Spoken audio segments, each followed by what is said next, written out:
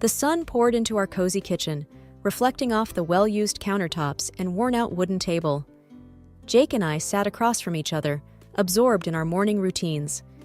I thumbed through a cookbook, trying to find new recipes for the upcoming week, while Jake caught up on the latest news.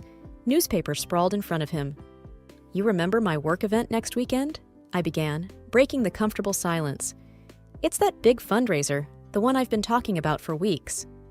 Jake, looking up with a thoughtful expression, responded, "Ah, the annual gala, right? With all your colleagues and their fancy dresses and tuxedos?" I chuckled. "Exactly that one. It's important to me, Jake. It'd mean a lot if you came, and not just for a brief appearance." His eyes twinkled as he teased, "Trying to show off your successful, charming husband, are we?" I playfully swatted his arm. "Oh, hush. You know it's not like that. But yes, it's crucial for networking, and having you by my side would give me a confidence boost." He nodded, taking a bite of his toast. "I promise I'll be there, by your side, throughout. Besides, it gives me a chance to see you dressed up, and I never pass that up." We both laughed at that, knowing full well he loved any excuse to get dressed up himself. Just then, his phone buzzed, diverting his attention. He read a message and sighed audibly. "My car's stuck at the mechanics again. I thought they'd have fixed it by now. This is going to mess up my whole day." Seeing his frustration, I quickly offered, "Why don't you take my car? I don't have any major plans today. Just some cleaning and maybe catching up on a book." He looked up, clearly surprised. "Are you sure, Alex? I don't want to leave you stranded." I pushed my car keys towards him.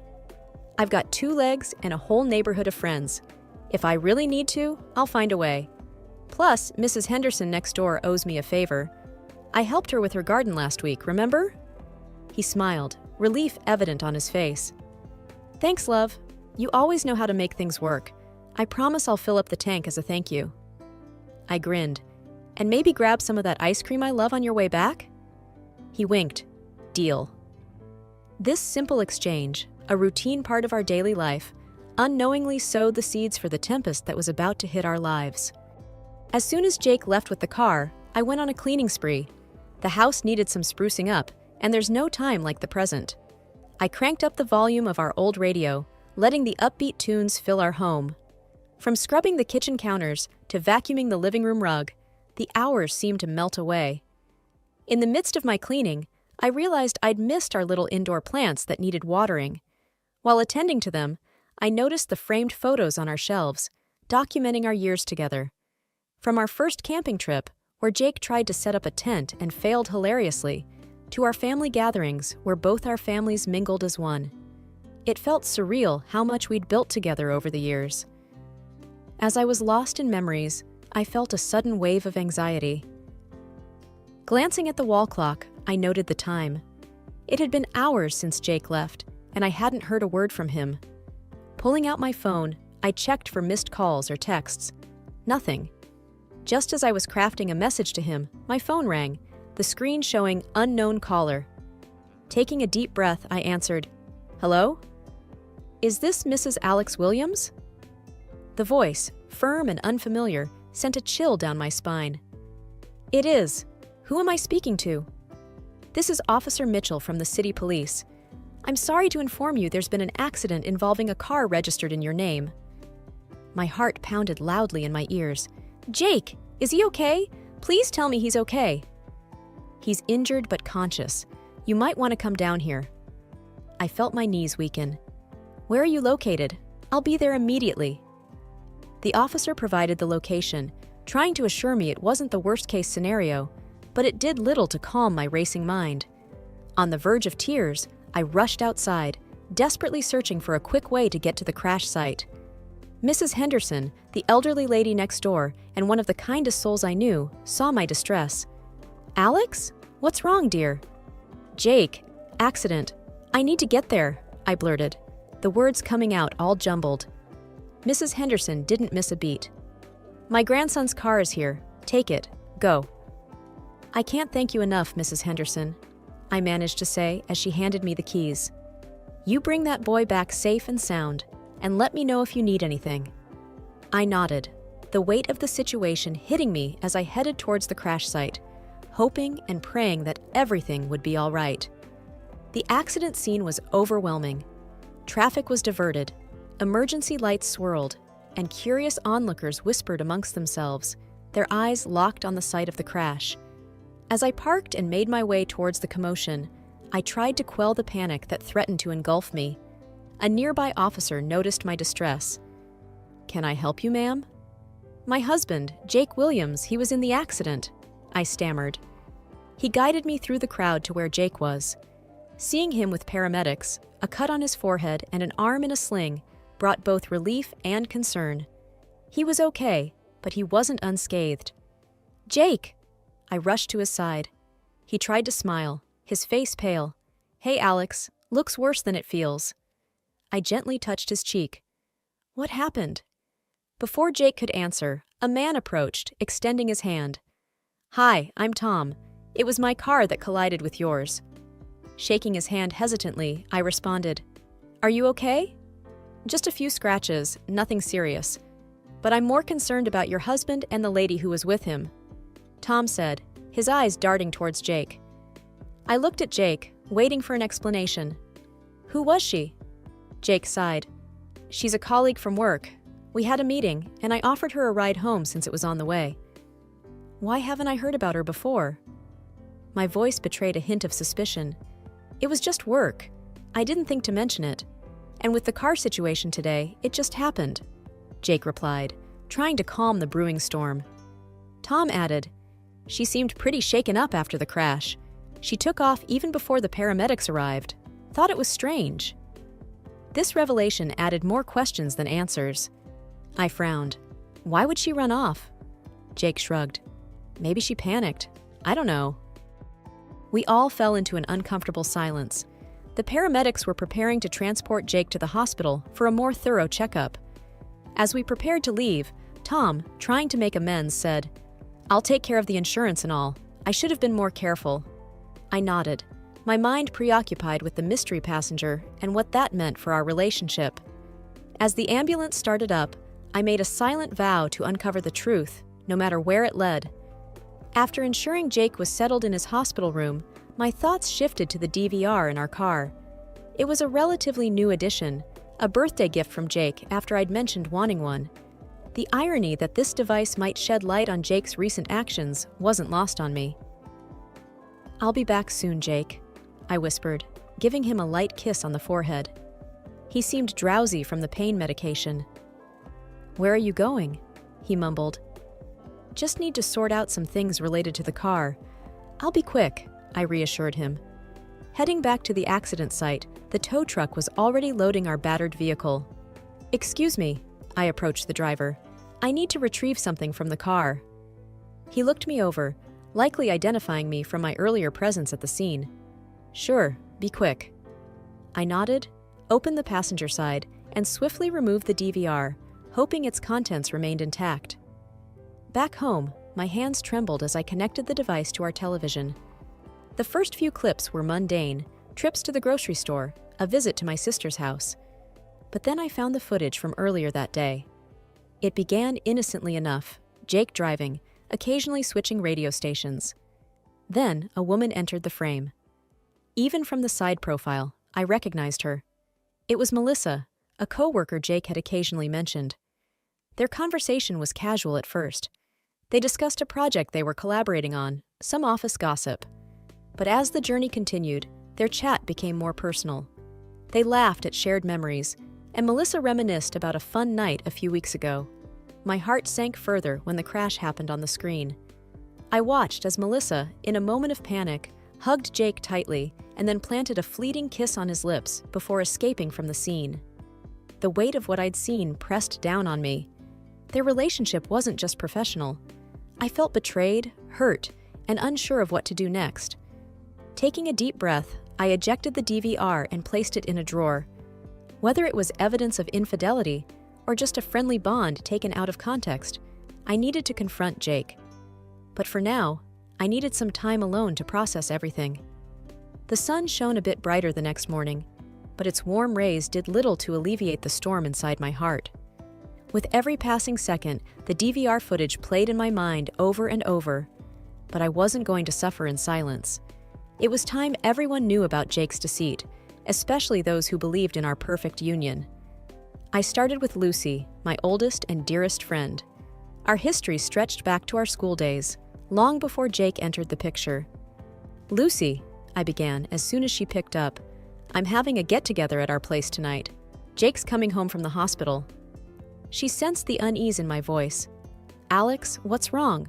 Why the sudden party?" "Just come over," I urged. "There's something you need to see." Next, I phoned Jake's family. His mother, always so warm towards me, was delighted. "That's a wonderful idea, dear. We've all been so worried."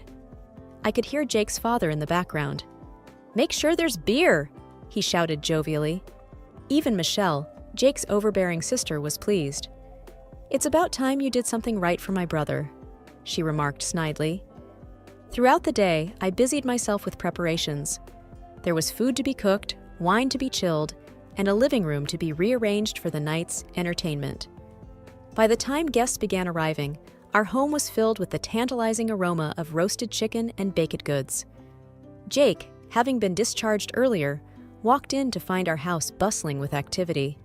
He looked surprised, yet pleased. "What's going on?" he asked, a small smile forming on his lips. I forced cheeriness into my voice. "Just a small gathering to let everyone see that you're all right." He leaned in, kissing my forehead. "You're full of surprises." Lucy, who had been watching from a distance, approached us. "Glad to see you up and about, Jake," she said, though her eyes were questioning as they met mine. The evening progressed, filled with light-hearted banter and the clinking of glasses. Michelle was, predictably, the loudest, sharing stories of Jake's childhood, much to his embarrassment. The laughter and chatter provided a stark contrast to the turmoil inside me. As dinner ended and people moved to the living room, I knew the moment had come.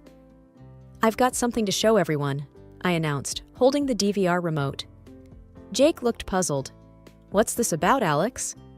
I pressed play without answering. The room fell silent, save for the video's audio. As the scene with Melissa played out, gasps filled the room. Jake's face turned ashen, realizing what was happening. As the video ended, Lucy broke the silence. "Alex, what was that?" Jake, flustered, tried to interject. "It's not what you think." The room was abuzz with whispers, and all eyes were on the two of us.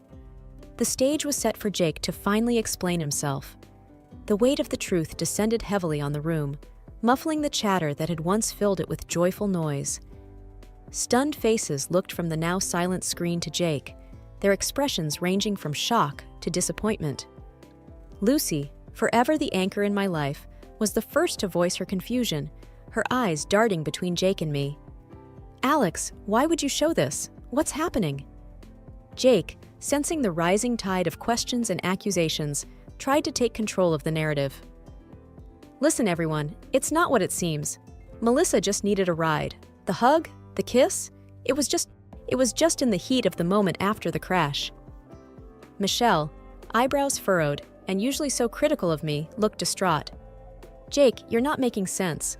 First the rumors, and now this? Why would she even be with you in the first place?" He looked down, searching for words. "It was a work thing. We got close. But it wasn't serious. It was just a one-time thing." Jake's mother, Mrs. Anderson, a pillar of grace and kindness, looked shattered. "Oh, Jacob," she murmured, her voice tinged with disbelief. "This isn't like you. You and Alex, you were the ideal couple." His father, Mr. Anderson, a man of few words, had a deep frown etched on his face. "Son, you need to explain everything. This isn't just about you two anymore. It's about the family." Sarah, Jake's younger cousin, who had idolized him, looked close to tears. "Jake, why? Alex has been nothing but kind to all of us." Jake, increasingly desperate, replied, "I made a mistake. I don't know how it spiraled this far." Lucy tightened her grip on my hand.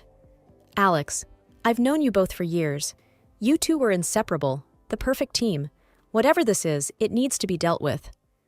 I took a deep breath. "I know, Lucy. I thought we were strong, that nothing could break us, but now, I don't know. Amid the murmurs and discussions, Michelle walked over, her demeanor softer. Alex, I'm so sorry for the way I've treated you, and to think my brother was doing this, I was wrong about you. The room was thick with a mix of empathy, regret, and unanswered questions. It was evident that our relationship had changed in the eyes of everyone, and the path ahead would be an uphill one. After the eventful evening, the house was filled with an uncomfortable silence. Some relatives had decided to leave, wanting to avoid any more drama, while others stayed, trying to offer comfort, or simply too shocked to move. I retreated to our bedroom, wanting some time to myself, but Lucy followed. She sat next to me on the bed, placing an arm around my shoulders. Alex, are you okay? I sighed deeply. I thought I was prepared for whatever came next, but seeing everyone's reactions, it just made it all too real. Lucy hesitated, then said, There's something else you should know. I looked at her, my heart racing. What? She took out her phone, opening Melissa's social media profile. There, in her recent uploads, was a picture of a hand with a very familiar watch. Lucy pointed. I noticed this earlier. It's Jake's watch, right? Tears welled up in my eyes. Yes, that's his watch. I gave it to him on our 5th anniversary. Lucy continued. This photo was taken in your bedroom, Alex. Look at the background. It's your dressing table. I was taken aback. How could he? Bringing her into our home, our sanctuary? It's a violation. There was a soft knock on the door. Michelle peeked in, her face pale. May I come in? I nodded, still trying to process everything. Michelle hesitated. I saw the photo Lucy's talking about. It's unmistakable. I'm so sorry, Alex. I had no idea Jake was capable of this. I replied, Neither did I. Michelle looked down. I spoke to him downstairs. He's remorseful, to say the least, but I told him he needs to come clean about everything. Lucy, ever the protective friend, asked, Do you want to confront him? I took a deep breath. Yes, but not now. I need time to think, to process everything. Michelle nodded. Take all the time you need. Just know that I'm here for you. We all are. The weight of the entire situation hung heavily. My trust was shattered, but the support from those around me, especially from unexpected quarters, provided a small solace. The morning sun filtered through the sheer curtains, casting muted shadows across the ornate living room. Soft melodies from a forgotten radio played in the background, clashing dramatically with the tension that was almost palpable. I stood at the entrance for a moment, gathering my composure. Jake was already there, fidgeting nervously, while Lucy and Michelle whispered in hushed tones at a corner. The chandelier above shone brilliantly, illuminating the room but failing to dispel the gloom.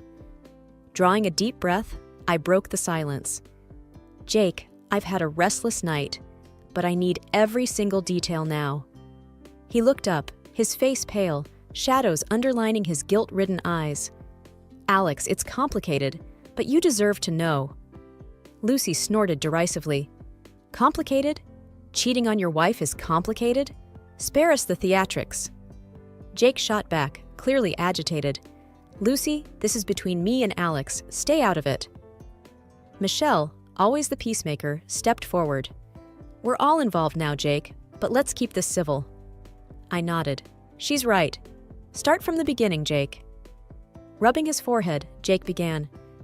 A few months ago, with all the pressure at work, Melissa was the one person who understood what I was going through. We were just friends at first, but things spiraled out of control. Lucy, unable to contain her anger, exclaimed, And you thought bringing her to your home was a good idea? Where's your respect, Jake? Michelle sighed deeply. Lucy's right. That's just unforgivable. Jake, close to tears, responded, I regret it every single day, every moment. But Melissa, she has this pull. It's not an excuse, but I felt trapped.